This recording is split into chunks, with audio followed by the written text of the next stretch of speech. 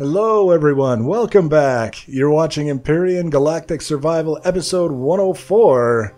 I'm Igneous and today we're working on the roof. Specifically, we're putting some things directly above the roof and directly below it, getting ready to basically complete the superstructure, the broad strokes of things that we want available to us in the ship, and then we can go back around and we can start doing the aesthetic tweaking, finishing the interiors, painting the outside, texturing, all that other stuff. Anything that we might want to change in the name of looks comes after this process right here, which is basically two things that I wanted to address in this episode. One was giving us a way to get up onto the roof now that the roof is closed in. Previously we didn't have to worry about it. We could just hop up through the main deck onto various different things and get up onto the roof easily that way. Now we have to have something specific that allows us to get to and from the roof from inside the ship. It doesn't have to be especially complicated. In fact, this elevator, the taller section of elevator that we're working on here, is a continuation of the elevator that leads to the main deck from the hangar. So if you just wanted to get from the hangar to the top of the ship onto the roof, you would ride one elevator through the main deck, walk across this walkway that we're putting in now, and then up a few more elevator blocks, and voila, you'll be on the roof. If we have to do any kind of maintenance on the turrets that are up there, any more work for the aesthetics, whatever we need to get up to the roof to do, we'll be able to do that without too much difficulty. And now we're just kind of messing around a little bit with cosmetic details. For some reason, I like having various different sections of elevators blocked off so you can't accidentally fall out. Despite the fact that most of the time when I'm using the elevators, if I have an opportunity to get somewhere faster by walking off an elevator and just drifting to the ground with my jetpack, that's what I do. So it's kind of odd that I contradict myself that way, but it does also make a certain amount of sense. Now, we've got this opening in the roof, and I've done this with previous ships. With the Azure Valkyrie, our capital vessel, the way to get up onto the roof of the ship was just an elevator hole that you passed up through, and then voila, you're there. Not necessarily the most interesting way of handling such a thing. So this time around, I decided that I would put a little bit more effort into it. We have the elevator coming up onto the roof, and then we're going to build sort of an observation deck around it.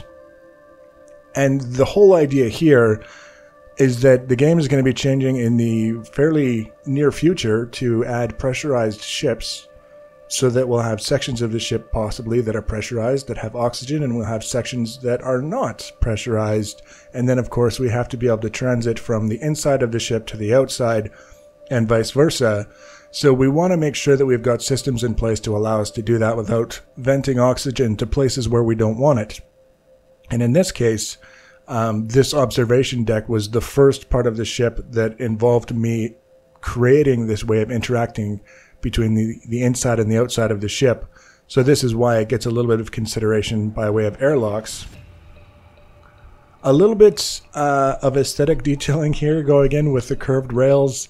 They serve no functional purpose whatsoever. They won't prevent you from walking over the elevator block, which it doesn't matter if they did or they didn't, because obviously you don't fall through the hole in the ground. If it's an elevator block, you just basically stand on top of it until you press the descend button, in which case you start going down. But nevertheless, it looked kind of interesting, and I saw it in my head and I said, okay, we'll give it a try, and I liked the way that it looked, so we're going to keep it.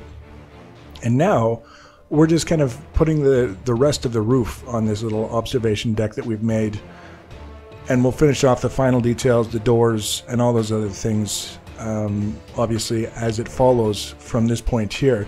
And it's mostly just kind of working with some different shapes and figuring out how things were going to fit together, whether or not they would fit together the way that we want them to.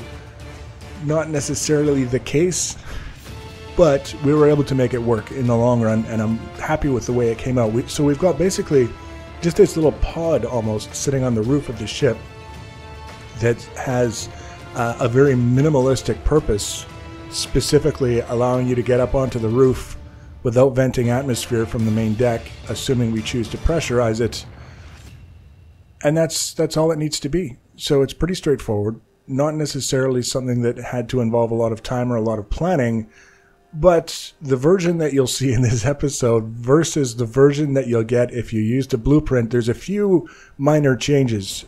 Specifically, it's a little bit longer in the final version, and there's a couple of corridors that you have to pass by on your way through the doors to get into or out of the ship, so that if you're playing in a PvP environment and you wanted to put a pair of turrets at the ends of those corridors to deal with people who don't belong in your ship who are trying to get in, you would have that option as well. But for now, we're just kind of doing the broad strokes and getting everything in place and ready.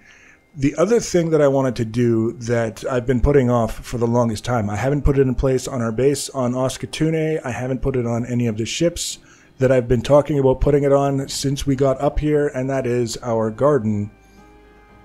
I have so much food right now, so many cans of vegetables. It's kind of disturbing, actually. This is a look at what the front of the ship looks like now, just a glimpse with the observation deck and the glass. I kind of like the look of it. It's starting to look a little bit like there should be Cylons on board, but maybe not necessarily. So we've got this garden going into place, and it's going to have a lot of growing plots. It's basically going to use all of the growing plots that I have available to me, despite the fact that every time I visit a point of interest and fight aliens with guns, I get more food than I could ever possibly use in that same amount of time, and it just accumulates, and now I've got stacks and stacks and stacks of canned vegetables.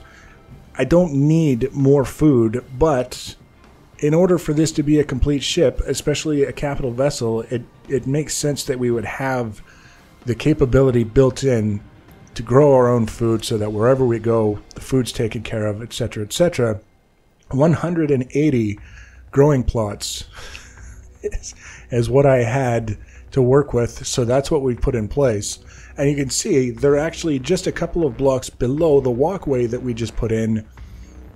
So we're kind of putting everything up near the roof. The original plan for this was having the garden just below the roof, and then I could decide whether or not I wanted to keep the roof all combat steel or have some glass, because there's this part of me that says anytime you've got a garden there should be glass. It's just one of those things.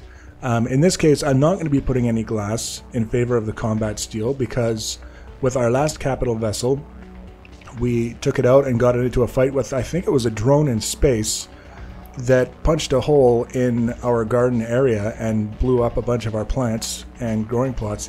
Actually, it was one of the bases in space, because I remember there were just so many guns, and I was completely taken aback by how many guns it had. Point being, I didn't want to put ourselves in a position where all that we've got between the safety of our plants and certain death is a pane of glass, armored glass or not. So we're just going to keep the combat steel. And again, if someone gets the blueprint, they want glass, they can replace combat steel with glass. There's nothing preventing them from doing that. You can see lots and lots of room for plants. Whatever you want to grow. You can grow plenty of vegetables for making canned vegetables, and then grow fiber and medicine stuff, whatever you want. In the other growing plots, there's going to be plenty of room for that.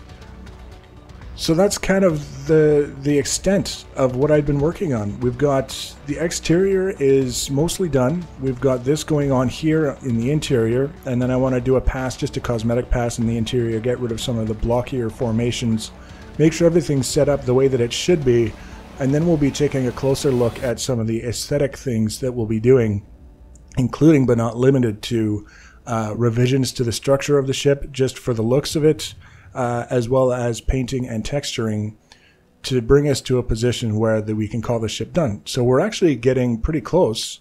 We've got plenty of combat steel blocks to keep us going. We're not going to have to stop and build any more of those. So we're in good shape. And if you want to be notified when I add the next and future videos in this and other build series for Empyrion, the easiest way to do that is to subscribe to my channel or follow me on social media. Links for social media are always in the information section below the video. Feel free to leave your comments and feedback. Thanks for watching, guys, and take care.